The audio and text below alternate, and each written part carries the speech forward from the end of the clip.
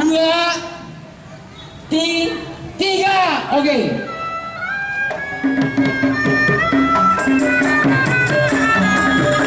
Maaf kepada para penontonnya agak minggir ya, karena festival ojol ini divideoin, semuanya tertib. Buat semua peserta ondel-ondel, jangan kemana-mana dulu, lepas dari pertunjukan peserta terakhir. Setelah beberapa lama, setengah jam atau 1 jam sebelum juhur, akan diumumin pemenangnya. Jadi buat peserta ondel-ondel sebelum waktu juhur tiba, akan sudah diketahui hasilnya siapa yang baik, penghargaan terbaik dari besar. Terima kasih. Oke, untuk semuanya ya, sebelum juhur nanti ada pengumuman ini siapa yang menang nih, siapa yang menang nih.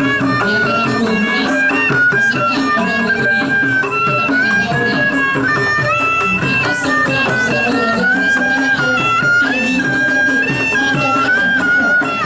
Sekarang juga mulai bisa dibagikan. Masalah pertama masih punya gaya, Jokowi masih punya budaya, Jokowi masih